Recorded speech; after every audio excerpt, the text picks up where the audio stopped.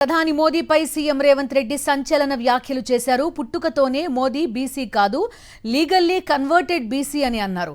సర్టిఫికెట్లోనే Modi BC, Modi మనసంతా BC వ్యతిరేకి అని విమర్శించారు. 2002 వరకు ఉన్నత వర్గాల్లో మోదీ ఉండేవాళ్లు అని గుర్తు చేశారు. మోదీ సీఎం అయ్యాక ఆయన కులాన్ని బీసీల్లో కలిపారని ధ్వజమెత్తారు. అన్నీ తెలుసుకునే మోదీ కులంపై మాట్లాడుతున్నానన్నారు సీఎం రేవంత్ రెడ్డి. కేంద్రం జనగణనతో పాటు కులగణన చేయాలని డిమాండ్ చేశారు. కులగణన సర్వేలో పాల్గొనని కేసీఆర్, కేటీఆర్, హరీష్ ను బహిష్కరించాలన్నారు. పదే 12 గంటలల్లా ఒక్కటే ఒక్క రోజు చంద్రశేఖరరావు కాకి లెక్కలు చెట్ల మీద ఇస్తరాకులు కుట్టినట్టు లెక్కలు కట్టి ఇదే పెద్ద బైబిల్, ఇదే ఖురాను, ఇదే భగవద్గీత, ఈ లెక్కనే కరెక్ట్ అని కాకి లెక్కలు చూపించండి. నేను ఆ కాకి లెక్కలకు ఒకటే చెప్పదలుచుకున్నా. మా దామాన్ని ఇక్కడనే ఉన్నాడు. ఎస్సీ ఉపకులాలు 59 మంది. ఇన్నేళ్ల నుంచి ఆ లెక్క కరెక్ట్గా ఉంది. కానీ కాకి లెక్కల కేసీఆర్ చేసిన సమగ్ర కుటుంబ సర్వేలో ఎస్సీ ఉపకులాలు 82 కులాలని తేల్చాడు. ప్రభుత్వం దగ్గర అధికారికంగా డేటా ఉంది, డాక్యుమెంట్ ఉంది. మా దామన్న కాగితం తీసుకొని చూపించాలి. 59 కులాలు అను మిగిలిన ఎస్సీ ఉపకులాలు ఎక్కడి నుంచి వచ్చినాయో చంద్రశేఖరరావు చెప్పాలి. ఇక ఆయన సక్కనైన లెక్క కడితే గిట్ల తేలింది. చదువుకోకముందు ఎవడో కాకరకాయ అన్నాడంట, చదువుకున్నాక కీకరకాయ అన్నాడంట. లెక్క కట్టనప్పుడు లెక్కలేదైనప్పుడు మా దళిత సోదరుల 59 కులాలు ఉపకులాలు ఉంటే చంద్రశేఖరరావు లెక్కలు కడితే 82 అయినాయి. ఈ సొక్కమైన లెక్క తీసుకొచ్చి నా లెక్కనే ఇది కరెక్టు, నేను సత్యహరిచంద్రుని, ఆయన పోతా ఆయన వారసుడిగా నేను పుట్టినా, నా లెక్కకు ఈరోజు బట్టి విక్రమార్క, రేవంత్ రెడ్డి, ఉత్తమ్ కుమార్ రెడ్డి చేసిన లెక్కకు పొత్తన లేదు, ఇది తీసి పక్కన పడేయండి అంటుండు. నిజంగానే చంద్రశేఖరరావు దీన్ని అనాలి అంటే ఎప్పుడు ఆయనకు నైతిక హక్కు వస్తుందంటే ఆయన సమగ్ర కుటుంబ సర్వేతో పాటు ఈనాడు ప్రభుత్వం చేసిన కులగణంలో ఆయన కొడుకు, ఆయన అల్లుడు అందులో లెక్కలు రాపిస్తే ఆయన లెక్క గురించి మాట్లాడడానికి అధికారం. అసలు తెలంగాణ సమాజంలో జీవించే హక్కే చంద్రశేఖరరావుకు లేదు.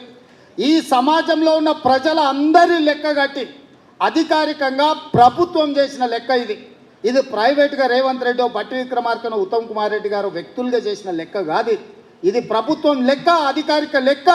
ఈరోజు లెక్క పక్కాగా ఉండాలని ఇల్లు తిరిగి ప్రతి 150 కుటుంబాలకు ఒక ఎన్రోలర్ను పెట్టి రోజుకి 8 నుంచి 10 కుటుంబాల లెక్కనే తేల్చి ఈరోజు స్పష్టంగా 3,54,00,000 పైచిలకు ఈరోజు లెక్క తేల్చినాం. మోడీ గారు నేను బీసీని అంటాడు. మోడీ గారు వాస్తవంగా బీసీ కాదయా, లీగల్లీ కన్వర్టెడ్ బీసీ.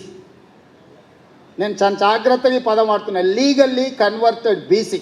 2001 వరకు ఆయన ముఖ్యమంత్రి కానంత వరకు ఆయన కులము గుజరాత్ రాష్ట్రంలో ఉన్నత వర్గాలలో ఉండే. ఆయన ముఖ్యమంత్రి అయినాక ఆ కులాన్ని తీసుకొచ్చి బీసీలో కలుపుకున్నాడయా చట్టం చేసి. ఆయన పుట్టుకతో బీసీ కాదు.